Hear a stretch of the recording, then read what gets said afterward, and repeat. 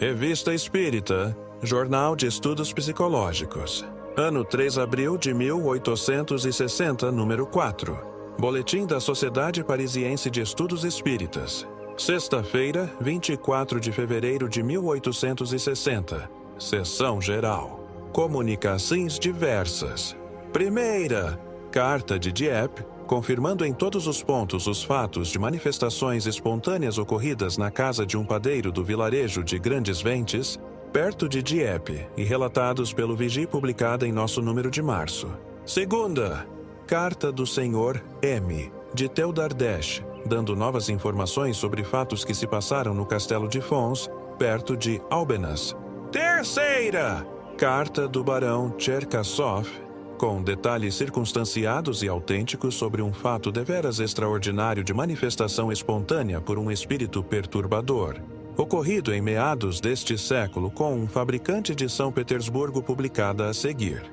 Quarta, relato de um fato de aparição tangível, com todos os caracteres de um agênere, ocorrido em 15 de janeiro último, na comuna de Brix, perto de Valognes. O fato foi transmitido ao Sr. Ledoyen, por pessoa de seu conhecimento, e que verificou a sua exatidão, publicada adiante.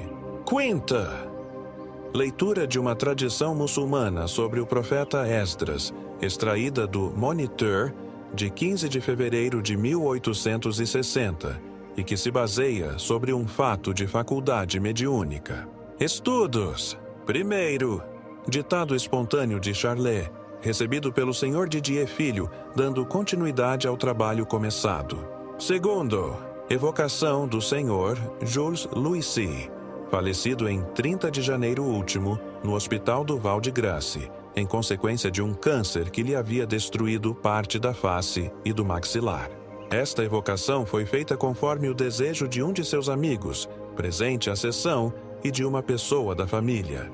É instrutiva principalmente do ponto de vista da modificação das ideias após a morte, considerando-se que em vida o Sr. C. professava abertamente o materialismo.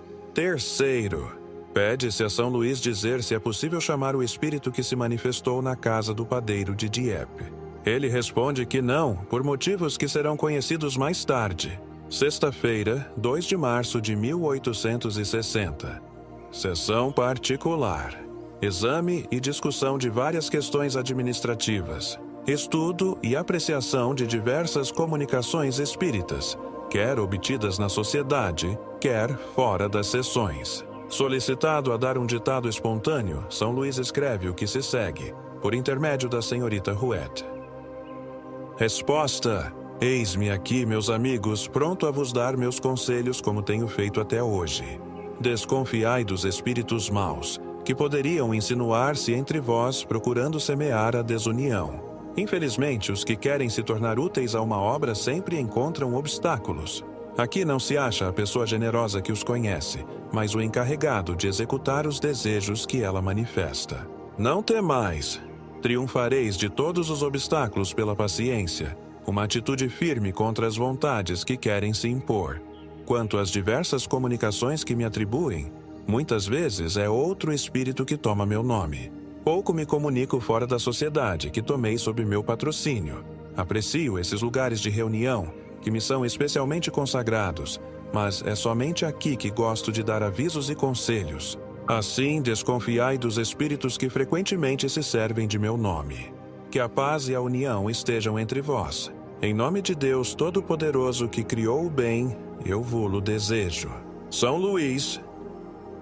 Um membro faz esta observação: como pode um espírito inferior usurpar o nome de um espírito superior, sem o consentimento deste último? Isto não pode ser senão com má intenção. Por que, então, os espíritos bons o permitem? Se não podem se opor, serão menos poderosos que os maus. A isso foi respondido: resposta: existe algo mais poderoso que os espíritos bons. Deus. Pode Deus permitir que os espíritos maus se manifestem para ajudá-los a se melhorarem e, além disso, para testar a nossa paciência, a nossa fé, a nossa confiança, a nossa firmeza em resistir à tentação e, sobretudo, ao exercitar a nossa perspicácia em distinguir o verdadeiro do falso. Depende de nós afastá-los por nossa vontade, provando-lhes que não somos tão tolos quanto pensam. Se lograrem domínio sobre nós, não será senão por nossa fraqueza. São o orgulho, o ciúme e todas as más paixões dos homens que fazem sua força, dando-lhes domínio. Sabemos por experiência que sua obsessão cessa quando veem que não conseguem fatigar-nos. Cabe, pois, a nós mostrar-lhes que perdem tempo. Se Deus nos quer experimentar, não está no poder de nenhum espírito opor-se aos seus desígnios. A obsessão dos espíritos enganadores ou malévolos não resulta, pois, nem de seu poder, nem da fraqueza dos bons, mas de uma vontade que é superior a todos. Quanto maior a luta, maior o nosso mérito, se sairmos vencedores. Sexta-feira, 9 de março de 1860. Sessão particular. Leitura do projeto de modificações a ser introduzido no regulamento da sociedade. A respeito, o Sr. Allan Kardec apresenta as seguintes observações. Considerações sobre o objetivo e o caráter da sociedade. Senhores, algumas pessoas parecem equivocadas quanto ao verdadeiro objetivo e o caráter da sociedade. Permiti-me relembrá-los em poucas palavras? O objetivo da sociedade está claramente definido em seu título e no preâmbulo do regimento atual. Esse objetivo é, essencialmente e, pode-se dizer, com exclusividade, o estudo da ciência espírita. O que queremos, antes de tudo, não é nos convencer, pois já o estamos, mas instruir-nos e aprender o que não sabemos. Para tanto, queremos nos colocar nas mais favoráveis condições. Como esses estudos exigem calma e recolhimento, queremos evitar tudo quanto seja causa de perturbação. Tal é a consideração que deve prevalecer na apreciação das medidas que vamos adotar. Partindo deste princípio, a sociedade não se apresenta absolutamente como uma sociedade de propaganda. Sem dúvida, cada um de nós deseja a difusão das ideias que julgamos justas e úteis, contribuindo no círculo de suas relações e na medida de suas forças. Entretanto, será erro pensar que para isso seja necessário estar reunidos em sociedade e, mais falso ainda, crer que a sociedade seja a coluna sem a qual o espiritismo estaria em perigo. Estando regularmente constituída, nossa sociedade procede com mais ordem e método do que se marchasse ao acaso. Mas, à parte isso, ela não é mais preponderante do que os milhares de sociedades livres ou reuniões particulares existentes na França e no estrangeiro. Ainda uma vez, o que ela quer é instruir-se. Eis porque só admite em seu seio pessoas sérias e animadas do mesmo desejo, porque o antagonismo de princípios é uma causa de perturbação. Falo de um antagonismo sistemático sobre as bases fundamentais, porquanto não poderia ela, sem se contradizer, afastar a discussão sobre as questões de detalhe. Se adotou certos princípios gerais, não o fez por espírito de estreito exclusivismo. Ela tudo viu, tudo estudou, tudo comparou, e somente depois disso é que firmou uma opinião, baseada na experiência e no raciocínio. Só o futuro pode encarregar-se de lhe dar ou não razão. Mas, enquanto espera, não procura nenhuma supremacia, e somente os que não a conhecem podem supor-lhe a ridícula pretensão de absorver todos os partidários do espiritismo ou de fazer-se passar como reguladora universal. Se ela não existisse, cada um de nós instruir-se-ia por seu lado, e, em vez de uma única reunião, talvez formássemos 10 ou 20. Eis toda a diferença. Não impomos nossas ideias a ninguém. Os que as adotam é porque as consideram justas. Os que vêm a nós é porque pensam aqui encontrar oportunidade de aprender. Mas não se trata de uma filiação, pois não formamos nem seita nem partido. Reunimos-nos para estudar o espiritismo, como outros se reúnem para estudar a frenologia, a história ou outras ciências. E como nossas reuniões não se baseiam em nenhum interesse material, pouco nos importa se outras se formam ao nosso lado. Na verdade, seria atribuir-nos ideias bem mesquinhas, bem estreitas e bem pueris, crer que as veríamos com olhos ciumentos. Os que pensassem em nos criar rivalidades mostrariam por isso mesmo quão pouco compreendem o verdadeiro espírito da doutrina. Só lamentamos uma coisa, que nos conheçam tão mal a ponto de nos suporem acessíveis ao ignóbil sentimento do ciúme. Compreende-se que empresas mercenárias rivais que podem prejudicar-se pela concorrência se vejam com maus olhos. Mas, se essas reuniões não tiverem em vista, como deveriam ter, senão um interesse puramente moral, e a elas não se misturarem nenhuma consideração mercantil, pergunto: em que poderiam ser prejudicadas pela multiplicidade? Dirão, sem dúvida, que se não existe interesse material, há o do amor próprio, o direito de destruir o crédito moral de seu vizinho. Mas talvez esse móvel fosse mais ignóbil ainda. Se é assim, que Deus não permita, apenas lamentaremos os que forem movidos por semelhantes pensamentos. Queremos sobrepujar os vizinhos. Tratemos de fazer melhor que eles. Eis aí uma luta nobre e digna, desde que não seja ofuscada pela inveja e pelo ciúme. Eis, pois, senhores, um ponto essencial que não deve ser perdido de vista. Não formamos uma seita, nem uma sociedade de propaganda, nem uma corporação com interesse comum. Se deixássemos de existir, o Espiritismo não sofreria nenhum prejuízo, formando-se, de nossas ruínas, 20 outras sociedades. Portanto, os que buscassem destruir-nos com o objetivo de entravar o progresso das ideias espíritas nada ganhariam com isso. É necessário saberem que as raízes do Espiritismo não estão em nossa sociedade, mas no mundo inteiro. Existe algo mais poderoso que eles, mais influente que todas as sociedades. É a doutrina, que vai ao coração e à razão dos que a compreendem, e, sobretudo, dos que a praticam. Esses princípios, senhores, indicam-nos o verdadeiro caráter do nosso regimento, que nada tem em comum com os estatutos de uma corporação. Nenhum contrato nos liga uns aos outros. Fora de nossas sessões, não temos outras obrigações recíprocas que não sejam as de nos comportarmos como gente bem educada. Os que nessas reuniões não encontrarem aquilo que nelas esperam achar têm toda a liberdade de retirar-se. Eu mesmo não compreenderia que permanecessem desde que não lhes convenha o que aqui se faz. Não seria racional que viessem perder tempo. Em toda reunião é preciso uma regra para a manutenção da boa ordem.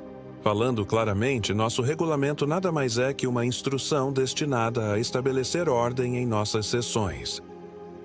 A manter, entre os assistentes, as relações de urbanidade e de conveniência que devem presidir a todas as assembleias de pessoas educadas. Abstração feita das condições inerentes à especialidade de nossos trabalhos. Porque não tratamos apenas com homens, mas com espíritos que, como sabeis, não são igualmente bons, e contra a velhacaria dos quais é preciso que nos resguardemos. Nesse número, alguns são muito astuciosos e podem mesmo, por ódio ao bem, impelir-nos a uma vida perigosa. Cabe a nós ter bastante prudência e perspicácia para frustrá-los, o que nos obriga a tomar precauções particulares. Lembrai-vos, senhores, da maneira pela qual se formou a sociedade. Eu recebia em minha casa algumas pessoas em pequeno comitê. Com o crescimento do grupo, acharam que era preciso um local maior. Para consegui-lo, teríamos de pagar. Tivemos, portanto, que nos cotizar. Disseram mais: é preciso ordem nas sessões.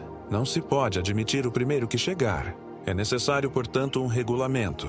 Eis toda a história da sociedade. Como vedes, é bem simples. Não entrou na cabeça de ninguém fundar uma instituição, nem se ocupar do que quer que seja fora dos estudos. Eu próprio declaro de maneira muito formal que, se um dia a sociedade quiser ir além, não a acompanharei. O que fiz, outros são mestres em fazê-lo, ocupando-se à vontade conforme seus gostos, suas ideias, seus pontos de vista particulares. E esses diferentes grupos podem perfeitamente entender-se e viver como bons vizinhos. A menos que utilizemos uma praça pública como local de assembleia, considerando-se que é impossível reunir no mesmo lugar todos os partidários do Espiritismo. Esses diversos grupos devem ser fração de um grande todo, mas não seitas rivais. E o mesmo grupo, tornado muito numeroso, pode subdividir-se como os enxames de abelhas. Estes grupos já existem em grande número e se multiplicam todos os dias. Ora, é precisamente contra essa multiplicidade que a má vontade dos inimigos do Espiritismo virá quebrar-se, porque os entraves teriam como efeito inevitável, pela própria força das coisas, a multiplicação das reuniões particulares. Entretanto, é preciso convir que em certos grupos há uma espécie de rivalidade, ou antes, de antagonismo. Qual a causa? Meu Deus! Esta causa está na fraqueza humana, no espírito de orgulho que quer impor-se. Está, sobretudo, no conhecimento ainda incompleto dos verdadeiros princípios do Espiritismo. Cada um defende os seus espíritos, como outrora as cidades da Grécia defendiam seus deuses que, seja dito de passagem, não passavam de espíritos mais ou menos bons. Essas dissidências só existem porque há pessoas que querem julgar antes de terem visto tudo, ou que julgam do ponto de vista de sua personalidade. Elas se apagarão, como muitas outras já se apagaram, à medida que a ciência se reformular. Porque, em última análise, a verdade é uma só, e sairá do exame imparcial das diferentes opiniões, esperando que a luz se faça sobre todos os pontos. Qual será o juiz? Dir-se-á que é a razão, mas quando duas pessoas se contradizem, cada uma invoca a sua razão. Que razão superior decidirá entre as duas? Sem nos determos sobre a forma mais ou menos imponente da linguagem, forma que os espíritos impostores e pseudo-sábios sabem muito bem tomar para seduzir pelas aparências. Partimos do princípio de que os espíritos bons não podem aconselhar senão o bem, a união e a concórdia. Que sua linguagem é sempre simples, modesta, marcada pela benevolência, isenta de acrimônia, de arrogância e de fatuidade. Numa palavra, tudo neles respira a mais pura caridade. Caridade. Eis o verdadeiro critério para julgar os espíritos e julgar-se a si próprio. Quem quer que, sondando o foro íntimo de sua consciência, encontrar um germe de rancor contra o próximo, mesmo um simples desejo do mal, pode dizer a si mesmo, sem sombra de dúvida, que é solicitado por um espírito mau, porque esquece estas palavras do Cristo: sereis perdoados como vós mesmos houverdes perdoado. Portanto, se houvesse rivalidade entre dois grupos espíritas, os espíritos verdadeiramente bons não poderiam estar ao lado daquele que lançasse anátema ao outro, pois jamais um homem sensato poderia acreditar que a inveja, o rancor, a malevolência, numa palavra, todo sentimento contrário à caridade pudesse emanar de uma fonte pura. Procurai então de que lado há mais caridade prática, e não de palavras, e reconhecereis sem dificuldade de que lado estão os melhores espíritos e, consequentemente, de quais deles temos mais razão de esperar a verdade. Estas considerações, senhores, longe de nos afastar do nosso objetivo, colocam-nos no verdadeiro terreno. Encarado desse ponto de vista, o regimento perde completamente seu caráter de contrato para revestir aquele, bem mais modesto, de uma simples regra disciplinar. Todas as reuniões, seja qual for o seu objetivo, deverão premunir-se contra um escolho, o dos caracteres trapalhões, que parecem nascidos para semear a perturbação e a cisânia, onde quer que se encontrem. A desordem e a contradição são o seu elemento. As reuniões espíritas, mais que as outras, devem pôr-se em guarda contra eles, porque as melhores comunicações só são obtidas na calma e no recolhimento, incompatíveis com sua presença e com os espíritos simpáticos que os conduzem. Em resumo, o que devemos buscar é remover todas as causas de perturbação e de interrupção. Manter entre nós as boas relações, de que os espíritas sinceros, mais que outros, devem dar exemplo. Opor-nos, por todos os meios possíveis, ao afastamento da sociedade de seus objetivos, à abordagem de questões que não são de sua alçada, e que degenere em arena de controvérsias e de personalismo. O que devemos buscar, ainda, é a possibilidade de execução, simplificando o mais possível as engrenagens. Quanto mais complicadas forem estas engrenagens, maiores serão as causas de perturbação. O relaxamento seria introduzido pela força das coisas, e deste à anarquia não há mais que um passo. Sexta-feira, 16 de março de 1860. Sessão particular. Discussão e adoção do regimento modificado. Sexta-feira, 23 de março. Sessão particular. Nomeação dos membros do comitê. Estudos. Foram obtidos 2 ditados espontâneos. O primeiro do espírito Charlet pelo Sr. Didier Filho. O segundo pela Sra. de Boyer, de um espírito que disse ter sido forçado a vir acusar-se por ter querido romper a boa harmonia e lançar a perturbação entre os homens, suscitando a inveja e a rivalidade entre os que deviam estar unidos. Cita alguns fatos dos quais foi culpado. Diz que esta confissão espontânea faz parte da punição que lhe é infligida. Formação da Terra. Teoria da incrustação planetária. Nosso sábio confrade Sr. Jobard, de Bruxelas, nos escreve o que se segue, a propósito de nosso artigo sobre os pré-adamitas, publicado na revista do mês passado. Permiti-me algumas reflexões sobre a criação do mundo, com vistas a reabilitar a Bíblia aos vossos olhos e aos dos livres pensadores. Deus criou o mundo em 6 dias, 4.000 anos antes da era cristã. Essa afirmativa os geólogos a contestam, firmados no estudo dos fósseis e dos milhares de caracteres incontestáveis de vetustez que fazem remontar a origem da Terra a milhares de milhões de anos. Entretanto, a Escritura disse a verdade e os geólogos também, e foi um simples Campônio quem os pôs de acordo, ensinando que o nosso globo não é mais do que um planeta incrustativo, muito moderno, composto de materiais muito antigos. Após o arrebatamento do planeta desconhecido, que chegara à maturidade, ou de harmonia com o que existiu no lugar que hoje ocupamos, a alma da Terra recebeu ordem de reunir seus satélites para formar a Terra atual, segundo as regras do progresso em tudo e por tudo. Somente 4 desses astros concordaram com a associação que lhes era proposta. Apenas a Lua persistiu na sua autonomia, visto que também os globos têm o seu livre-arbítrio. Para proceder a essa fusão, a alma da Terra dirigiu aos satélites um raio magnético, que pôs em estado cataléptico todo o mobiliário vegetal, animal e hominal que eles possuíam e que trouxeram para a comunidade. A operação teve por únicas testemunhas a alma da Terra e os grandes mensageiros celestes que a ajudaram nessa grande obra, abrindo aqueles globos para lhes dar entranhas comuns. Praticada a soldadura, as águas se escoaram para os vazios que a ausência da Lua deixara, da qual se tinha o direito de esperar uma melhor apreciação de seus interesses.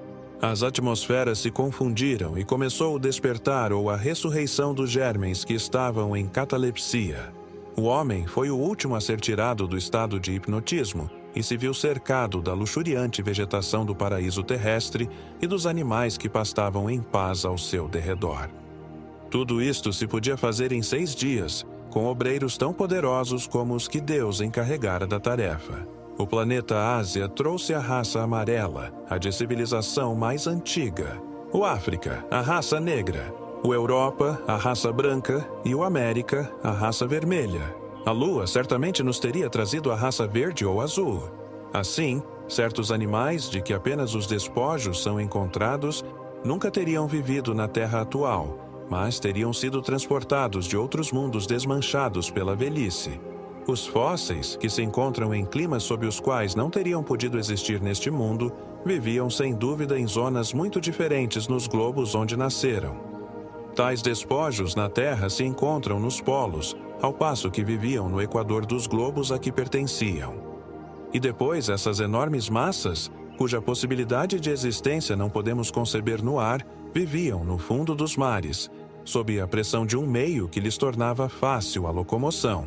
Os futuros levantamentos dos mares nos trarão outros despojos, muitos outros germens que despertarão de sua longa letargia para nos mostrar espécies desconhecidas de plantas, de animais e de autóctones contemporâneos do dilúvio, e ficareis muito admirados ao descobrirdes, no meio do vasto oceano, novas ilhas, povoadas de plantas e animais que não podem vir de nenhuma parte, nem transportadas pelos ventos nem pelas ondas.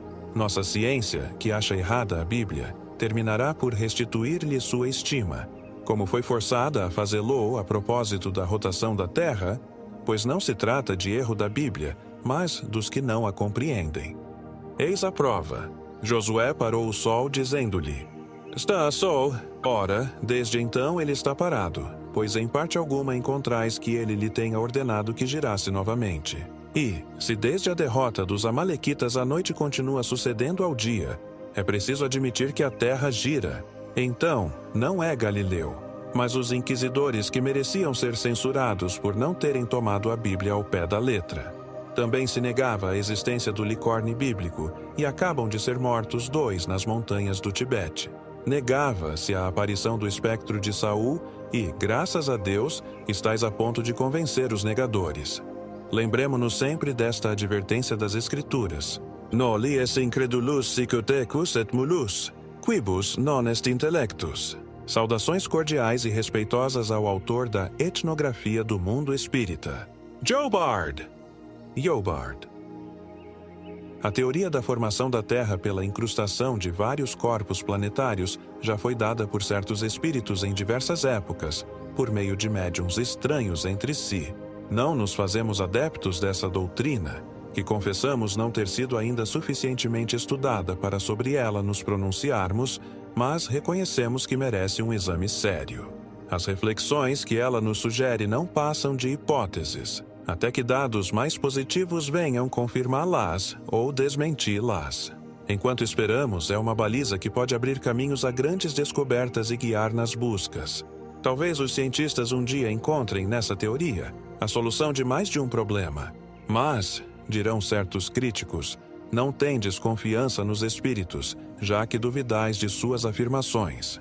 Como inteligências desprendidas da matéria podem remover todas as dúvidas da ciência e projetar luz onde reina a obscuridade.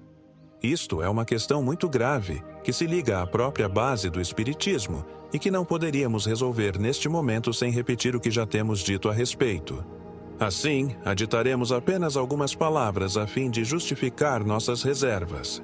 Para começar, responderemos que nos tornaríamos sábios com muita facilidade se cuidássemos tão somente de interrogar os espíritos para conhecer tudo quanto ignoramos. Querendo Deus que adquiríssemos a ciência pelo trabalho, por isso mesmo não encarregou os espíritos de nos-la trazer pronta e acabada, favorecendo a nossa preguiça. Em segundo lugar, a humanidade, como os indivíduos, tem a sua infância, sua adolescência, sua juventude e sua virilidade. Os espíritos, encarregados por Deus de instruir os homens, devem, pois, proporcionar-lhes ensinos para o desenvolvimento da inteligência. Não dirão tudo a todos, aguardando antes de semear que a terra esteja pronta para receber a semente que a fará frutificar. Eis, porque certas verdades que nos são ensinadas hoje não o foram aos nossos pais, que também interrogavam os espíritos. E eis porque as verdades para as quais ainda não estamos maduros só serão ensinadas aos que vierem depois de nós. Nosso equívoco está em nos julgarmos chegados ao cume da escada, quando apenas nos achamos na metade do caminho.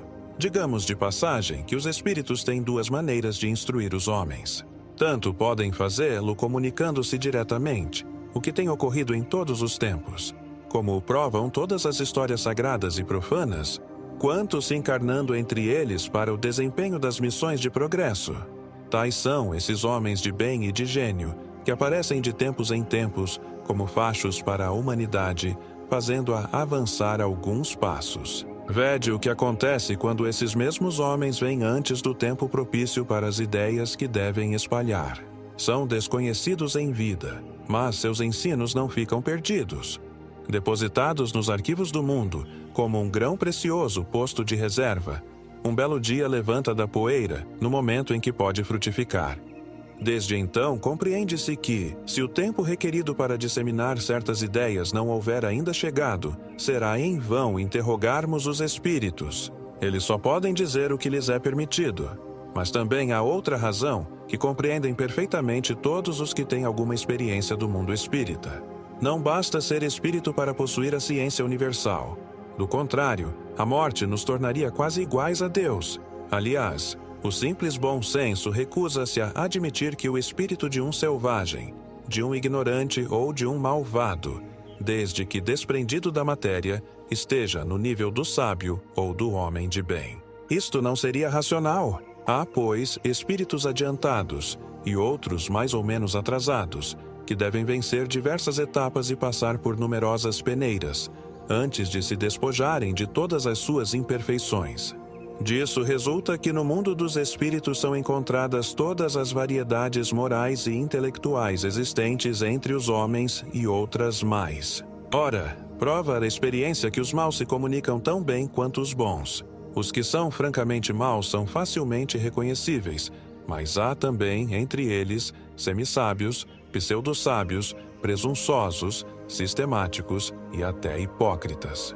Estes são os mais perigosos, porque afetam uma aparência de gravidade, de sabedoria e de ciência, em favor da qual enunciam, em meio a algumas verdades e boas máximas, as coisas mais absurdas.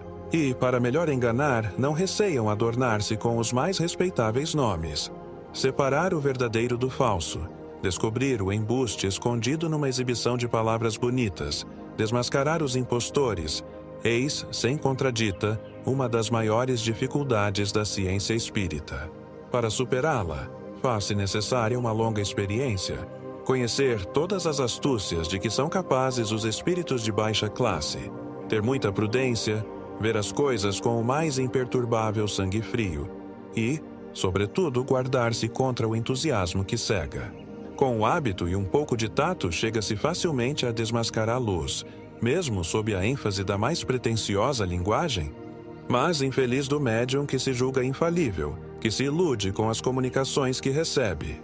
O espírito que o domina pode fasciná-lo a ponto de fazê-lo achar sublime aquilo que muitas vezes é apenas absurdo e salta aos olhos de todos, menos aos seus. Voltemos ao assunto. A teoria da formação da Terra pela incrustação não é a única que tem sido dada pelos espíritos. Em qual acreditar? Isto prova que, fora da moral, que não admite duas interpretações, não se deve aceitar as teorias científicas dos espíritos, senão com as maiores reservas. Porque, uma vez mais, eles não estão encarregados de nos trazer a ciência acabada. Estão longe de tudo saber, sobretudo no que diz respeito ao princípio das coisas. Enfim, é preciso desconfiar das ideias sistemáticas que alguns deles procuram fazer prevalecer, às quais não têm escrúpulo de atribuir uma origem divina. Se examinarmos essas comunicações com sangue frio, sem prevenção, se pesarmos maduramente todas as palavras, descobriremos facilmente os traços de uma origem suspeita, incompatível com o caráter do espírito que se supõe falar. São, por vezes, heresias científicas tão patentes que só um cego ou uma pessoa muito ignorante não as perceberia. Ora, como admitir possa um espírito superior cometer semelhantes absurdos? De outras vezes são expressões triviais, formas ridículas, pueris e mil outros sinais que traem a inferioridade para quem quer que não esteja fascinado. Que homem de bom senso acreditaria que uma doutrina contrária aos mais positivos dados da ciência pudesse emanar de um espírito sábio, ainda que trouxesse o nome de Aragô? Como crer na bondade de um espírito que dá conselhos contrários à caridade e à benevolência, ainda que sejam assinados por um apóstolo da beneficência? Dizemos mais, há profanação em misturar nomes venerados a comunicações com evidentes traços de inferioridade. Quanto mais elevados os nomes, tanto mais devem ser acolhidos com circunspeção e mais se deve temer ser joguete de uma mistificação. Em suma, o grande critério do ensino dado pelos espíritos é a lógica. Deus nos deu a capacidade de julgar e a razão para delas nos servirmos. Os espíritos bons nos recomendam nisto, nos dando uma prova de superioridade. Os outros se guardam. Querem ser acreditados sob palavra, pois sabem muito bem que no exame tem tudo a perder. Como se vê, temos muitos motivos para não aceitar levianamente todas as teorias dadas pelos espíritos. Quando surge uma, limitamo-nos ao papel de observador.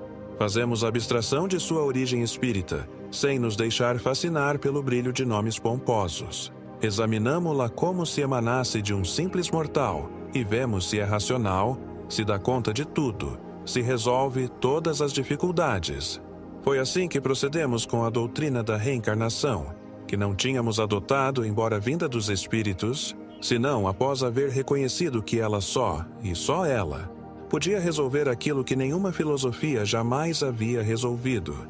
E isso, a abstração feita das provas materiais que diariamente são dadas, a nós e a muitos outros. Pouco nos importam, pois, os contraditores, ainda que sejam espíritos, desde que ela seja lógica conforme a justiça de Deus, que não possam substituí-la por nada de mais satisfatório. Não nos inquietamos mais do que os que afirmam que a Terra não gira em torno do Sol, porquanto há espíritos que se julgam sábios, ou que pretendem que o homem veio completamente formado de um outro mundo, transportado nas costas de um elefante alado. Menos ainda concordamos com o ponto de vista da formação e, sobretudo, do povoamento da Terra. Eis porque dissemos no início que para nós a questão não estava suficientemente elucidada. Encarada do ponto de vista exclusivamente científico, dizemos apenas que, à primeira vista, a teoria da incrustação não nos parecia desprovida de fundamento e, Sem nos pronunciarmos pró nem contra, dizemos haver nela matéria para exame. Com efeito, se estudarmos os caracteres fisiológicos das diferentes raças humanas, não é possível atribuir-lhes uma origem comum, porque a raça negra não é um abastardamento da raça branca. Ora, adotando a letra do texto bíblico, que faz todos os homens procederem da família de Noé, 2.400 anos antes da era cristã, seria preciso admitir não apenas que em alguns séculos esta única família tivesse povoado a Ásia, a Europa e a África, mas que se houvesse transformado em negros. Sabemos perfeitamente a influência que o clima e os hábitos podem exercer sobre a economia.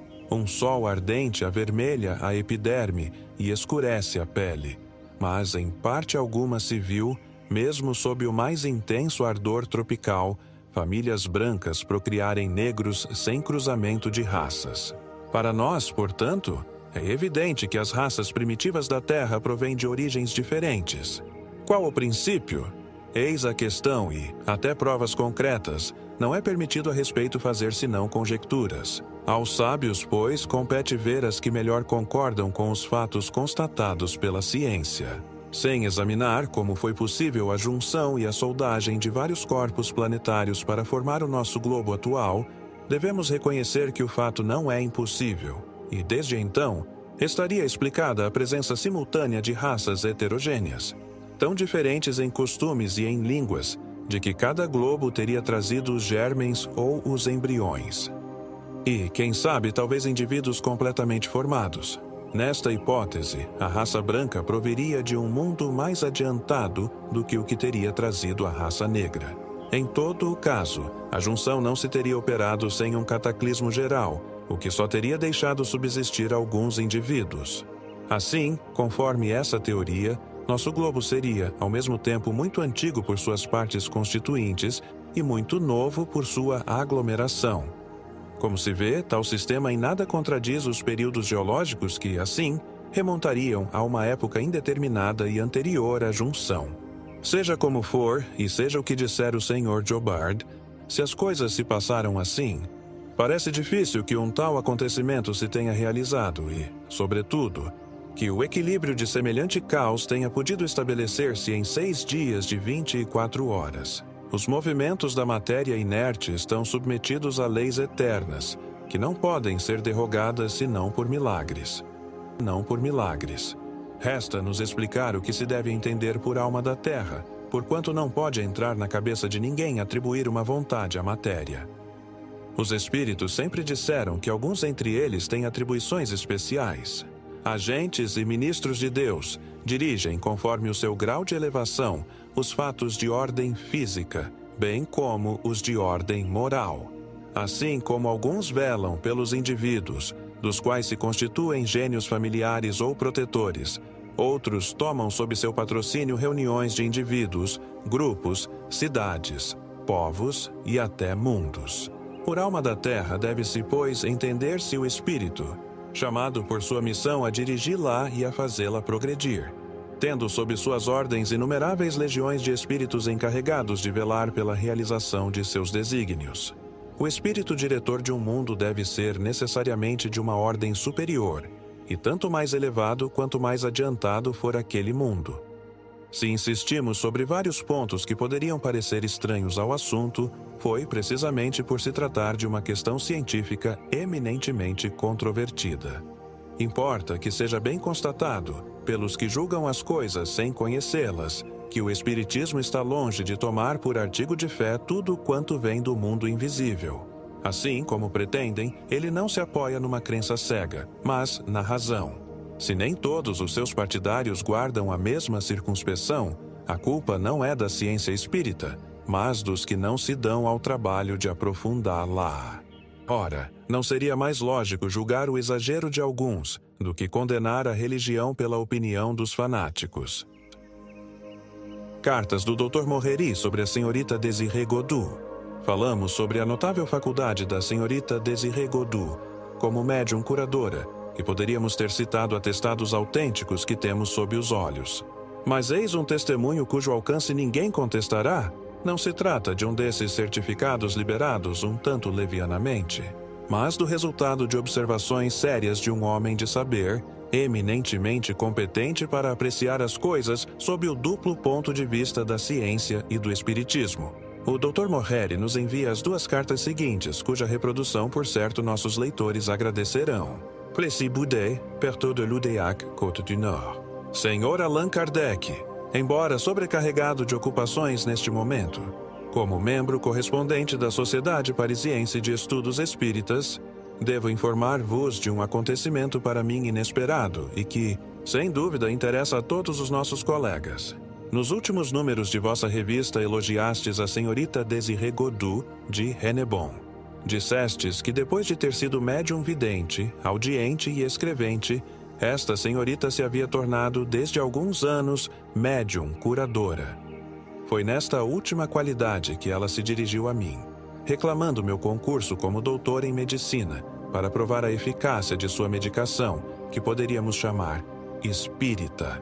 A princípio, pensei que as ameaças que lhe eram feitas e os obstáculos interpostos à sua prática médica sem diploma fossem a única causa de sua determinação. Mas ela me disse que o espírito que a dirige há 6 anos havia aconselhado a medida como necessária, do ponto de vista da doutrina espírita. Seja como for, julguei ser de meu dever e do interesse da humanidade aceitar sua generosa proposta, mas duvidava que ela a realizasse. Sem a conhecer, nem jamais tê-la visto, tinha sabido que essa piedosa jovem não havia querido separar-se de sua família senão numa circunstância excepcional, para cumprir uma missão não menos importante, na idade de 17 anos. Fiquei, pois, agradavelmente surpreendido ao vê-la chegar em minha casa, conduzida por sua mãe, que deixou no dia seguinte com profunda mágoa. Mas essa mágoa era temperada pela coragem da resignação. Há 10 dias a senhorita Godu está no seio de minha família, da qual constitui a alegria, malgrado sua enervante ocupação. Desde sua chegada, já constatei 75 casos de observações de doenças diversas, para a maioria das quais os recursos da medicina haviam falhado. Temos amauroses, oftalmias graves, paralisias antigas e rebeldes a todo o tratamento, escrofulosos, herpéticos, cataratas e cânceres avançados. Todos os casos são numerados. A natureza da moléstia por mim constatada, os curativos mencionados, e tudo é ordenado como numa sala clínica destinada a observações. Ainda não há tempo suficiente para que eu me possa pronunciar de maneira peremptória sobre as curas operadas pela medicação da senhorita Godu. Mas, desde hoje, posso manifestar minha surpresa pelos resultados revulsivos que ela obtém pela aplicação de seus ungüentos, cujos efeitos variam ao infinito, por uma causa que eu não poderia explicar dentro das regras ordinárias da ciência. Também vi com prazer que ela cortava as febres sem nenhuma preparação de quinina ou de seus extratos, por meio de simples infusões de flores ou de folhas de diversas plantas.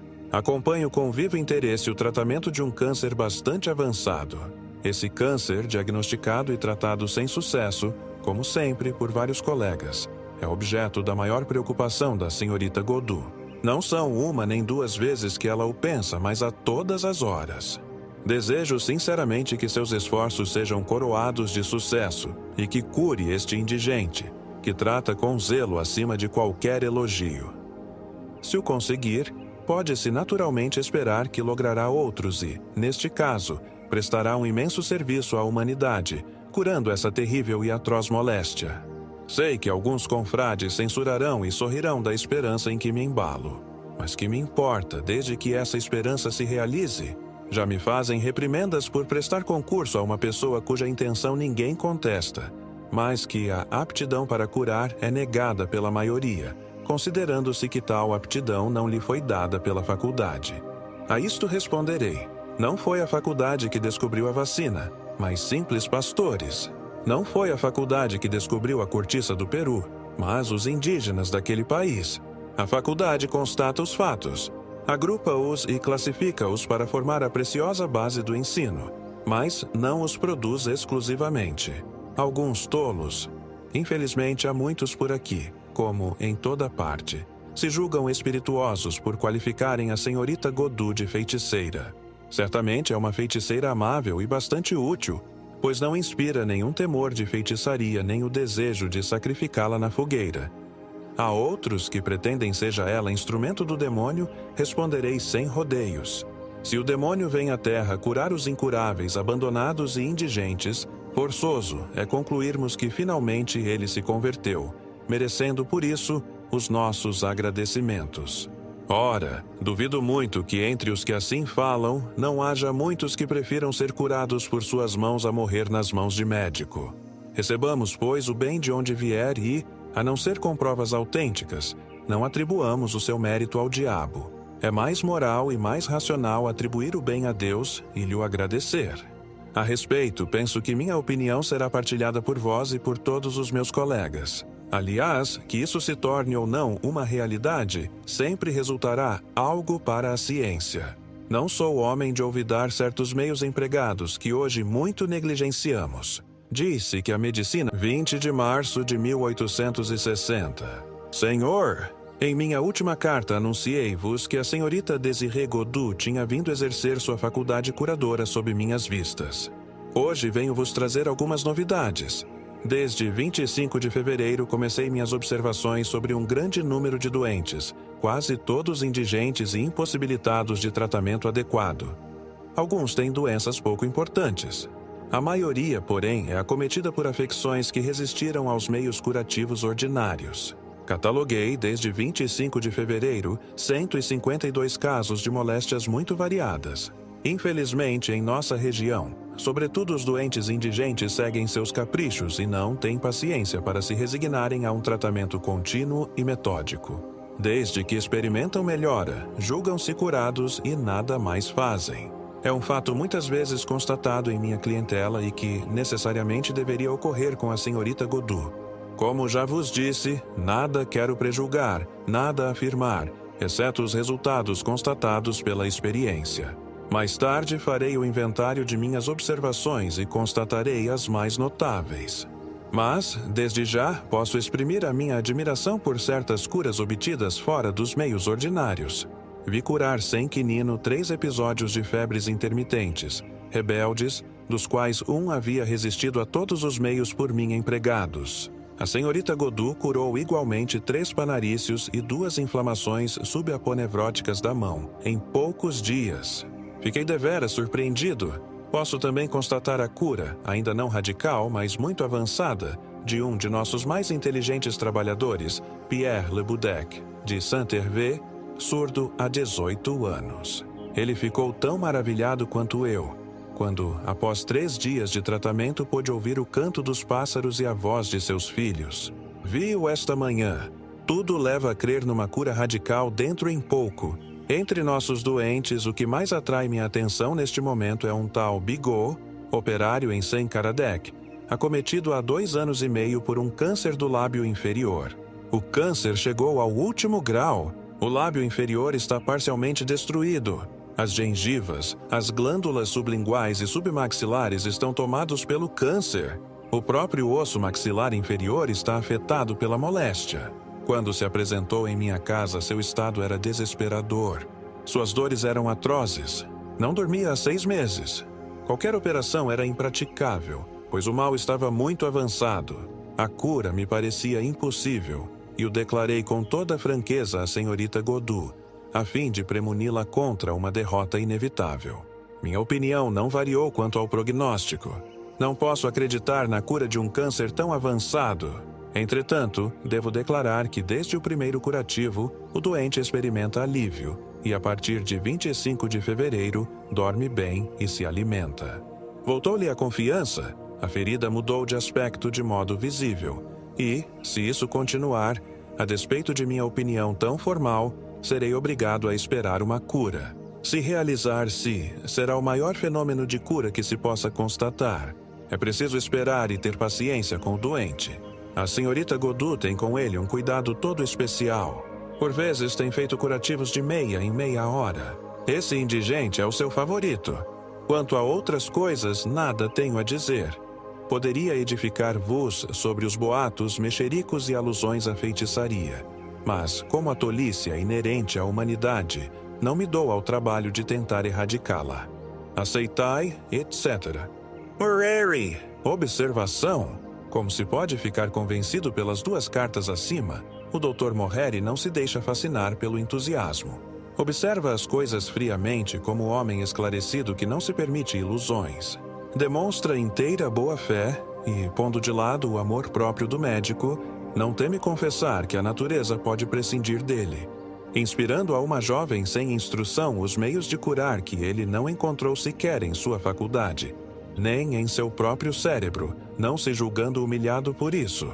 Seus conhecimentos de espiritismo mostram-lhe que a coisa é possível, sem que, por isso, haja derrogação das leis da natureza. Ele a compreende, desde que essa notável faculdade é para ele um simples fenômeno, mais desenvolvido na senhorita Godu que em outros. Pode-se dizer que essa jovem representa para a arte de curar o que Joana d'Arc representava para a arte militar. O Dr. Morreri, esclarecido sobre os dois pontos essenciais, o espiritismo como fonte e a medicina ordinária como controle, pondo de lado o amor próprio e qualquer sentimento pessoal, encontra-se na melhor posição para julgar imparcialmente. E nós cumprimentamos a senhorita Godu pela resolução tomada de colocar-se sob seu patrocínio. Sem dúvida, os leitores nos serão gratos por mantê-los ao corrente das observações que serão feitas ulteriormente. Variedades. O fabricante de São Petersburgo. O seguinte fato de manifestação espontânea foi transmitido ao nosso colega Sr. Kratzov, de São Petersburgo por seu compatriota, o barão Gabriel Cherkassov, que reside em Kansvar e garante a sua autenticidade. Aliás, parece que o fato é muito conhecido e fez sensação na época em que ocorreu. No começo do século havia em São Petersburgo um rico artesão que empregava grande número de operários em suas oficinas. Seu nome me escapa, mas creio que era inglês. Homem probo, humano e comportado. Não só desfrutava a boa renda de seus produtos, mas, muito mais ainda, do bem-estar físico e moral de seus operários que, consequentemente, ofereciam o exemplo de boa conduta e de uma concórdia quase fraternal. Conforme um costume observado na Rússia até hoje, o patrão custeava o alojamento e a alimentação, ocupando os operários os andares superiores e as águas furtadas da mesma casa que ele. Certa manhã, ao despertar, vários operários não encontraram suas roupas que haviam posto de lado ao se deitarem. Não se podia pensar em roubo. Conjeturaram inutilmente e suspeitaram que os mais maliciosos tinham querido pregar uma peça em seus camaradas. Enfim, graças às buscas realizadas, encontraram todos os objetos desaparecidos no celeiro, nas chaminés e até nos telhados. O patrão fez advertências gerais, já que ninguém se confessava culpado. Ao contrário, todos protestavam inocência. Passado algum tempo, o mesmo fato se repetiu. Novas advertências, novos protestos. Pouco a pouco, o fenômeno começou a se repetir todas as noites e o patrão inquietou-se bastante, porque além de seu trabalho ser muito prejudicado, via-se ameaçado pela debandada de todos os operários, que temiam permanecer numa casa onde se passavam, segundo eles, coisas sobrenaturais. Seguindo o conselho do patrão, foi organizado um serviço noturno, escolhido pelos próprios operários, para surpreender o culpado. Mas nada conseguiram. Ao contrário, as coisas pioravam cada vez mais. Para alcançar seus quartos, os operários deviam subir escadas que não estavam iluminadas. Ora, aconteceu a vários deles receber pancadas e bofetões e, quando procuravam defender-se, não batiam senão no vazio, enquanto a violência dos golpes os fazia supor que tratavam com um ser sólido. Desta vez, o patrão os aconselhou a se dividirem em 2 grupos. Um deveria ficar na parte superior da escada e o outro embaixo. Desta maneira, o brincalhão de mau gosto não poderia escapar e receber o corretivo que merecia. Mas a previdência do patrão falhou novamente. Os 2 grupos apanharam bastante e cada um acusava o outro. As recriminações tornaram-se atrozes e a desinteligência entre os operários chegou ao cúmulo, de modo que o pobre patrão já pensava em fechar as oficinas ou mudar-se. Uma noite estava sentado, triste e pensativo, cercado pela família. Todos estavam abatidos quando, de repente, ouviu-se um grande ruído no aposento ao lado, que lhe servia de gabinete de trabalho. Levantou-se precipitadamente e foi procurar a causa do barulho. Ao abrir a porta, a primeira coisa que viu foi sua escrivaninha aberta e um castiçal aceso. Ora, há poucos instantes ele havia fechado a escrivaninha e apagado a luz.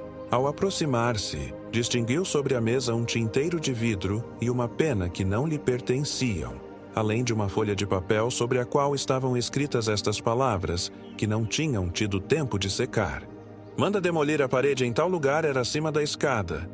Aí encontrarás ossadas humanas que mandarás sepultar em terra santa. O patrão tomou o papel e correu a informar a polícia. No dia seguinte, começaram a procurar de onde provinham o tinteiro e a pena. Mostrando-os aos moradores da mesma casa, chegaram até um negociante de gêneros alimentícios que tinha a sua quitanda no rés do chão e que reconheceu um e outra como seus. Interrogado sobre a pessoa a quem os dera, respondeu: Ontem à noite, já tendo fechado a porta da loja, ouvi uma leve batida no postigo da janela.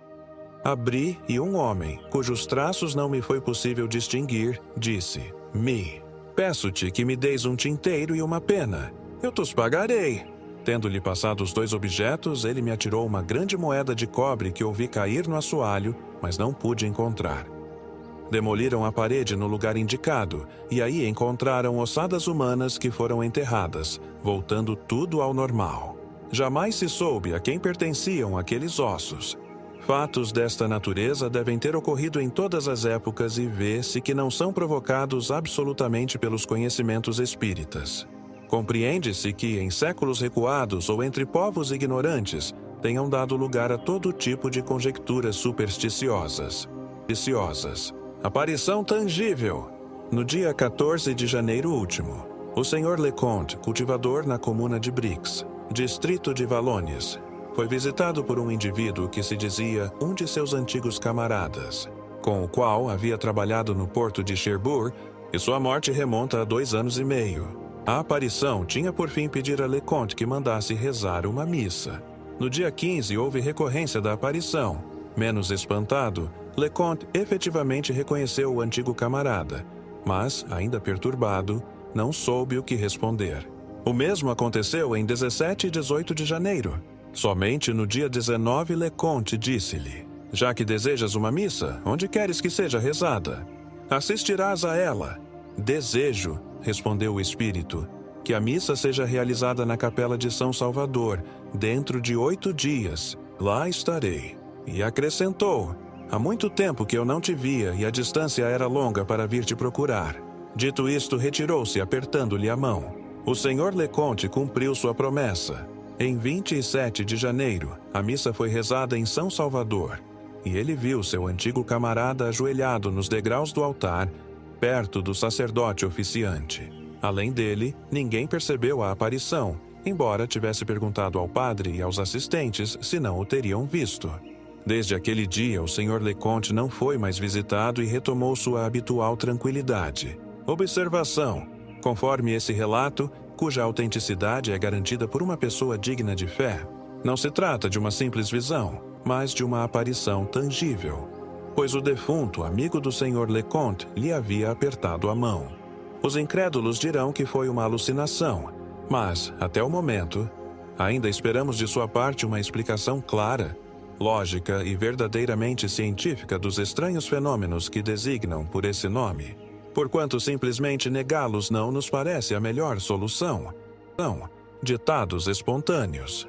O anjo das crianças, sociedade, médium, senhora de Boyer. Meu nome é Micael, sou um dos espíritos prepostos à guarda das crianças. Que doce missão e que felicidade proporciona à alma. Perguntai se me refiro à guarda das crianças. Mas não tem suas mães, anjos bons prepostos a essa guarda?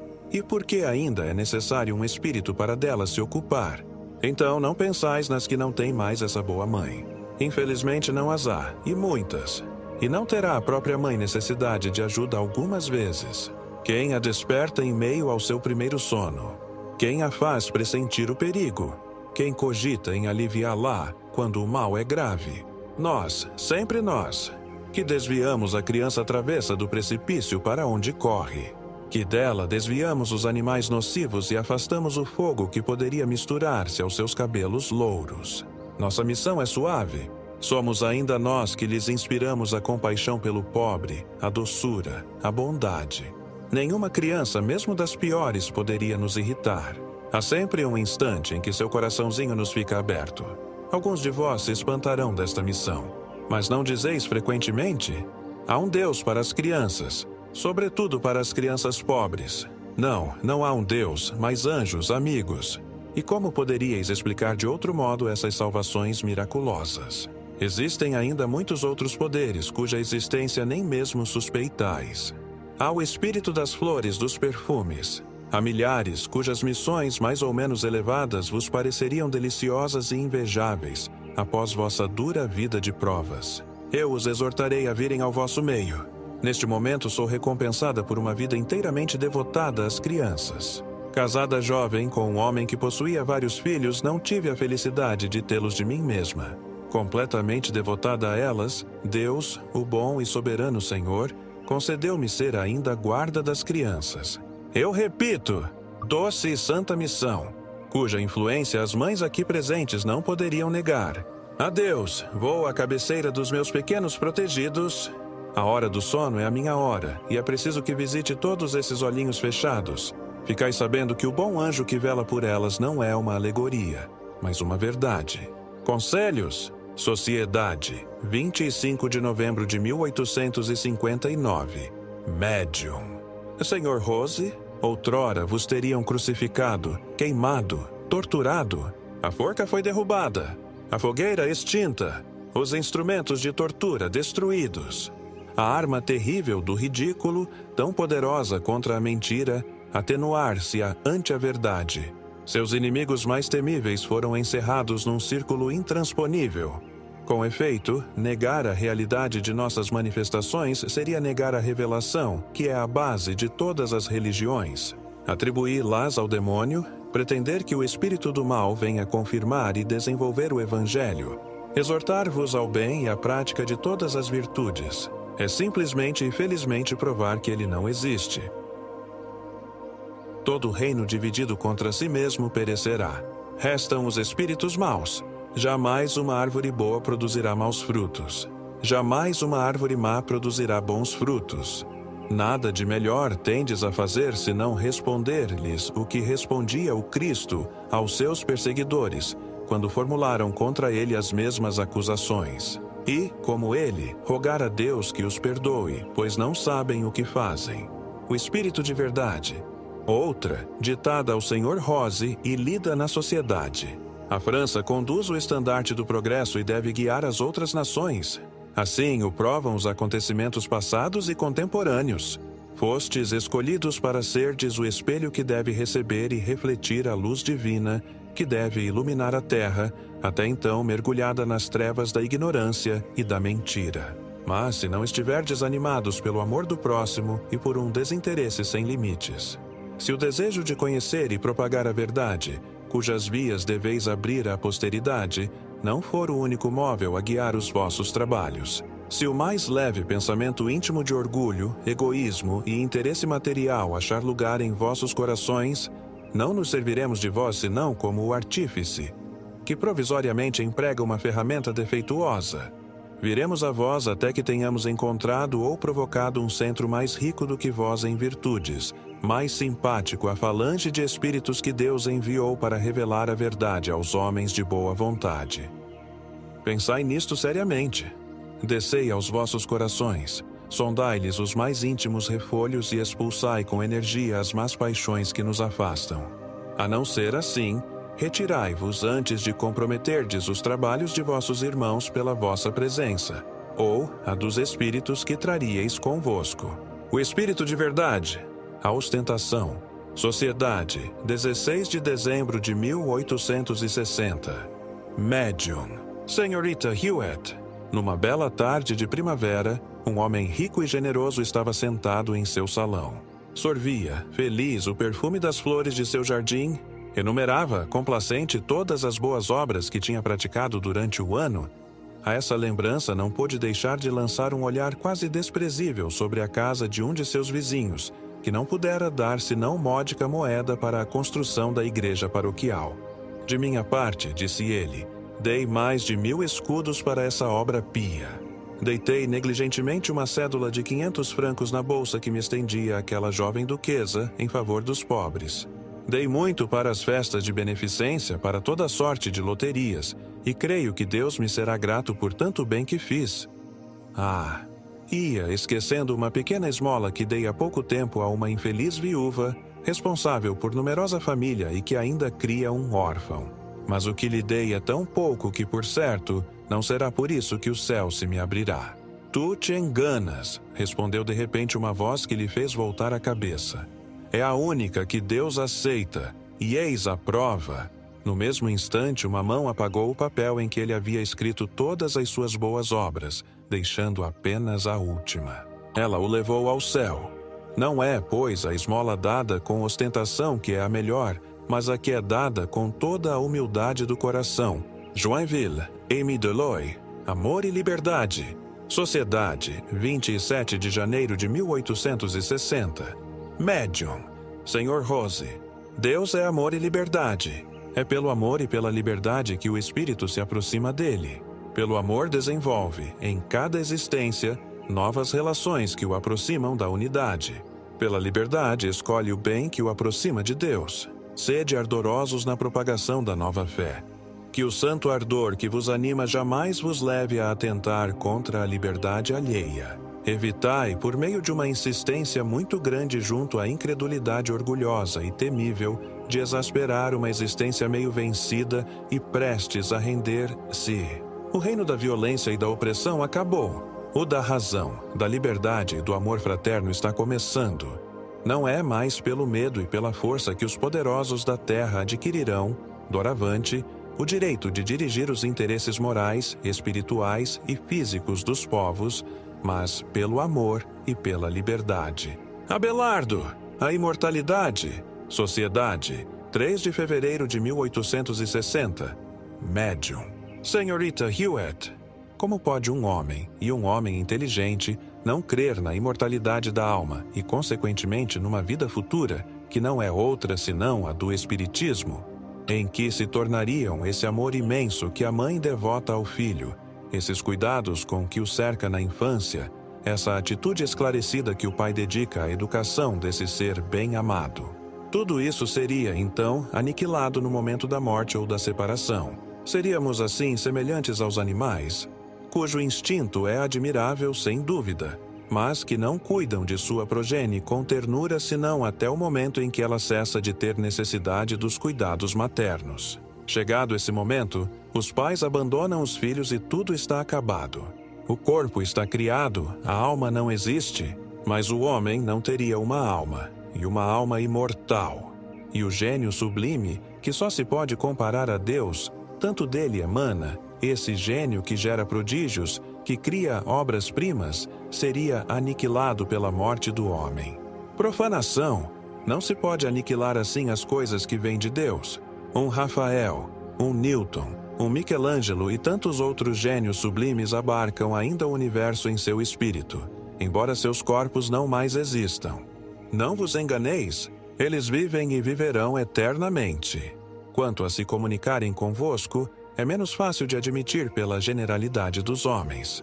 Somente pelo estudo e pela observação eles podem adquirir a certeza de que isso é possível.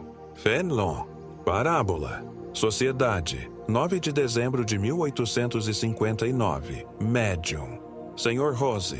Em sua última travessia, um velho navio foi assaltado por terrível tempestade. Sue, além de grande número de passageiros, transportava uma porção de mercadorias estrangeiras ao seu destino, acumuladas pela avareza e cupidez de seus donos. O perigo era iminente. Reinava a maior desordem a bordo. Os chefes se recusavam a lançar a carga no mar. Suas ordens eram ignoradas. Tinham perdido a confiança da tripulação e dos passageiros. Era preciso pensar em abandonar o navio. Puseram 3 embarcações no mar. Na primeira, a maior, precipitaram-se aturdidos os mais impacientes e os mais inexperientes, que se apressaram a remar na direção da luz que avistaram ao longe, na costa. Caíram nas mãos de um bando de corsários que os despojaram dos objetos preciosos que haviam recolhido às pressas, maltratando-os sem piedade. Os segundos, mais espertos, souberam distinguir um farol libertador em meio às luzes enganadoras que alumiavam o horizonte e, confiantes, abandonaram o barco ao capricho das ondas.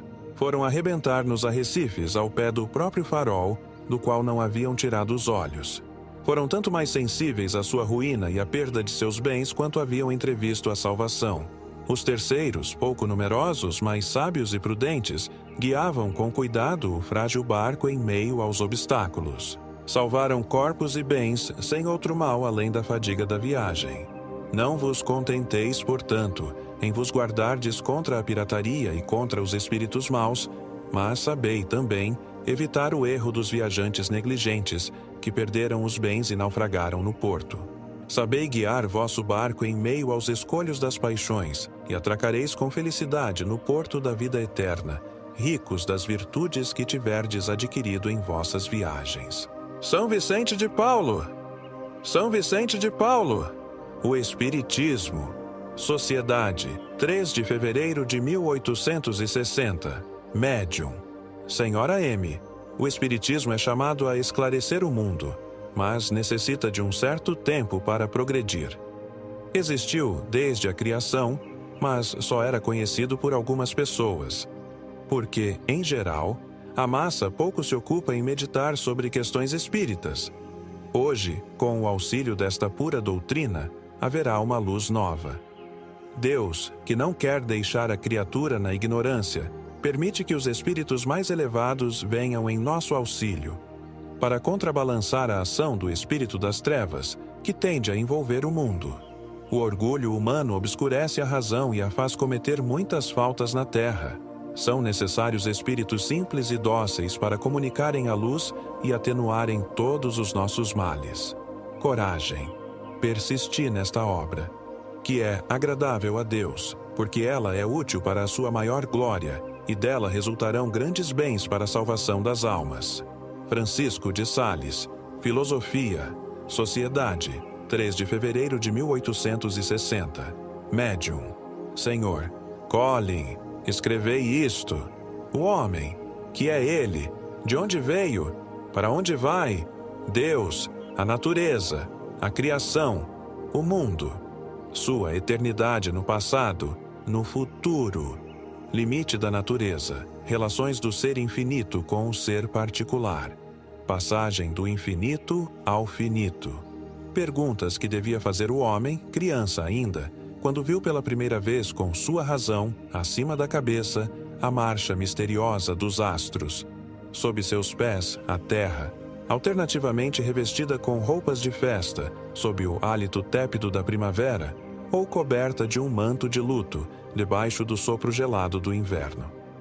Quando ele próprio se viu, pensando e sentindo, ser lançado por um instante nesse imenso turbilhão vital entre o ontem, dia de seu nascimento, e o amanhã, dia de sua morte. Perguntas que foram propostas a todos os povos, em todas as idades e em todas as suas escolas e que, no entanto, não permaneceram menos enigmáticas para as gerações seguintes. Contudo, questões dignas de cativar o espírito investigador do vosso século e o gênio do vosso país. Se, pois, houvesse entre vós um homem, 10 homens, tendo consciência da alta gravidade de uma missão apostólica e vontade de deixar um traço de sua passagem aqui, para servir de ponto de referência à posteridade, eu lhe diria: durante muito tempo transigistes com os erros e preconceitos de vossa época. Para vós, o período das manifestações materiais e físicas passou. Aquilo a que chamais de evocações experimentais já não vos pode ensinar grandes coisas. Porque, no mais das vezes, apenas a curiosidade está em jogo. Mas a era filosófica da doutrina se aproxima. Não permaneçais por muito tempo fixados nas fasquias do pórtico, em breve carcomidas, e penetrais sem hesitação no santuário celeste, conduzindo altivamente a bandeira da filosofia moderna, na qual escreveis sem medo. Misticismo, racionalismo, fazei ecletismo no ecletismo moderno. Fazei-o como os antigos, apoiando-vos na tradição histórica, mística e legendária, mas sempre cuidando de não sair da revelação, facho que a todos nos faltou, recorrendo às luzes dos espíritos superiores, votados missionariamente à marcha do espírito humano. Por mais elevados que sejam, esses espíritos não sabem tudo. Só Deus o sabe. Além disso, de tudo quanto sabem, nem tudo podem revelar. Com efeito em que se tornaria o livre-arbítrio do homem, sua responsabilidade, o mérito e o demérito. E, como sanção, o castigo e a recompensa. Entretanto, posso balizar o caminho que vos mostramos, com alguns princípios fundamentais. Escutai, pois, isto. Primeiro, a alma tem o poder de subtrair-se à matéria. Segundo, de elevar-se muito acima da inteligência. Terceiro, esse estado é superior à razão. Quarto, ele pode colocar o homem em relação com aquilo que escapa às suas faculdades. Quinto, o homem pode provocá-lo pela prece a Deus, por um esforço constante da vontade, reduzindo a alma, por assim dizer, ao estado de pura essência, privada da atividade sensível e exterior. Numa palavra, pela abstração de tudo o que há de diverso, de múltiplo, de indeciso, de turbilhonamento, de exterioridade na alma. Sexto, existe no eu concreto e complexo do homem uma força completamente ignorada até hoje. Procurai-a, portanto, Moisés, Platão, depois Juliano. Comunicações lidas na sociedade. Pelo Sr. Pecheur, meu amigo. Não sabeis que todo homem que marcha na senda do progresso tem sempre contra si a ignorância e a inveja. A inveja é a poeira levantada por vossos passos. Vossas ideias revoltam certos homens, pois não compreendem ou abafam no orgulho o clamor da consciência, que lhes grita: aquilo que repeles, teu juiz te lembrará um dia. É uma mão que Deus estende para te retirar do lamaçal onde te lançaram as paixões. Escuta por um instante a voz da razão. Pensais que viveis no século do dinheiro, em que o eu domina, que o amor às riquezas vos desseca o coração, carrega vossa consciência de muitas faltas e até de crimes que devereis confessar. Homens sem fé, que vos dizeis hábeis, vossa habilidade vos levará ao naufrágio. Nenhuma mão vos será estendida. Fostes surdos às misérias alheias e sereis tragados sem que caia uma lágrima sobre vós. Parai, ainda há tempo. Que o arrependimento penetre vossos corações. Que ele seja sincero, e Deus vos perdoará. Procurai o infeliz que não ousa lastimar-se e que a miséria mata lentamente. O pobre que tiverdes aliviado incluirá vosso nome em suas preces. Abençoará a mão que talvez lhe tenha salvado a filha da fome que mata e da vergonha que desonra. Infelizes de vós, se fordes surdos à sua voz, Deus vos disse, pela boca sagrada do Cristo: ama a teu irmão como a ti mesmo. Não vos deu a razão para julgardes o bem e o mal. Não vos deu um coração para vos compadecerdes dos sofrimentos dos vossos semelhantes.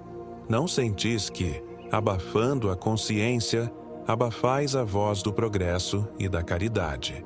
Não sentis que apenas arrastais um corpo vazio, que nada mais bate em vosso peito, o que torna incerta a vossa marcha, porque fugistes da luz e os vossos olhos se tornaram de carne.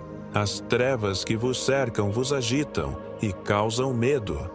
Procurais, mas, tarde demais, sair dessa vida que desmorona aos vossos pés. O medo, que não podeis definir, vos torna supersticiosos. Fingis que sois um homem caridoso. No entanto, esperando resgatar a vida de egoísta, dais o ceitil que o temor vos arranca. Mas Deus sabe o que vos leva a agir. Não podeis enganá-lo. Vossa vida se extinguirá sem esperança, e não podeis prolongá-la por um só dia. Extinguir-se-á, malgrado vossas riquezas, que vossos filhos ambicionam por antecipação, pois lhes destes o exemplo. Como vós, eles não têm senão um amor. O do ouro, único sonho de felicidade para eles. Quando esta hora de justiça soar, tereis de comparecer perante o supremo juiz que tendes desprezado. Tua filha, a consciência. Cada homem tem em si o que chamais uma voz interior. É o que o Espírito chama consciência. Juiz severo que preside a todas as ações de vossa vida. Quando o homem está só, escuta essa consciência e se pesa no seu justo valor. Muitas vezes tem vergonha de si mesmo. Nesse momento reconhece a Deus, mas a ignorância, conselheira fatal, o impele e lhe põe a máscara do orgulho. Ele se vos apresenta repleto do seu vazio. Procura enganar-vos pela firmeza que apresenta, mas o homem de coração reto não tem a cabeça altaneira. Escuta com proveito as palavras do sábio. Sente que não é nada e que Deus é tudo. Procura instruir-se no livro da natureza, escrito pela mão do Criador. Seu espírito se eleva, expulsando as paixões materiais que muitas vezes vos desviam. Essa paixão que vos conduz é um guia perigoso. Guardai isto. Amigo, deixai rir o cético, seu sorriso se extinguirá. À sua hora derradeira, o homem torna-se crente. Amigo, pensai sempre em Deus, somente Ele não se engana. Lembrai-vos de que há apenas um caminho que conduz a Ele: a fé e o amor aos semelhantes. Tua filha, a morada dos eleitos. Pela senhora Dazzle. Teu pensamento ainda está absorvido pelas coisas da terra. Se queres nos escutar, é preciso esquecê-las.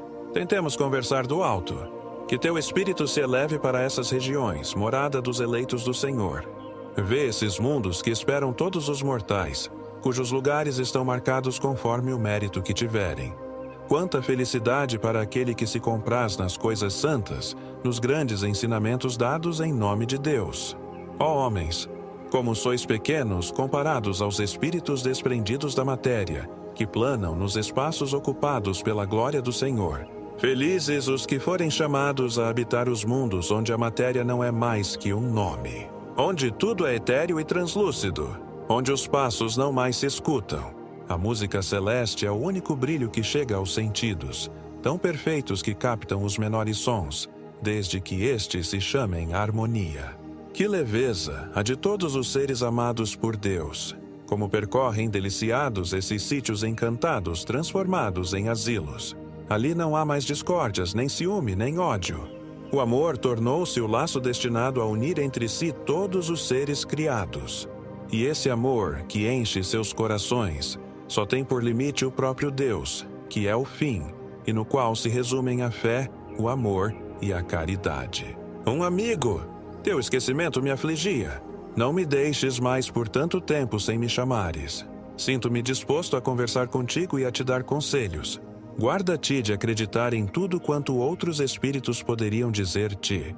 Talvez eles te arrastem por um mau caminho. Antes de tudo, sê prudente, a fim de que Deus não tire a missão que te encarregou de realizar, a saber, ajudar a levar ao conhecimento dos homens a revelação da existência dos espíritos ao redor deles.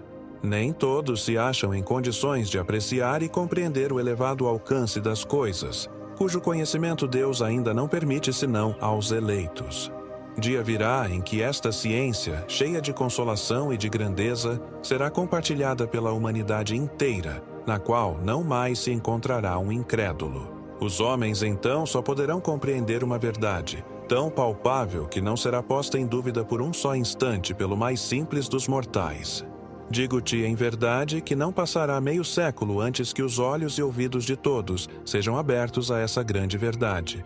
Os espíritos circulam no espaço e ocupam diferentes mundos conforme seu mérito aos olhos de Deus. A verdadeira vida está na morte, sendo necessário que o homem seja resgatado várias vezes antes de obter a vida eterna, a que todos deverão chegar através de um número maior ou menor de séculos de sofrimentos, conforme tenham sido mais ou menos fiéis à voz do Senhor. Um amigo, o espírito e o julgamento. Pela senhora Netz, a liberdade do homem é toda individual. Nasceu livre, mas essa liberdade muitas vezes é a sua desgraça. Liberdade moral, liberdade física, tudo ele reuniu, mas com frequência lhe falta o discernimento, aquilo a que chamais de bom senso. Se um homem tiver muito espírito e lhe faltar esta última qualidade, é absolutamente como se nada tivesse.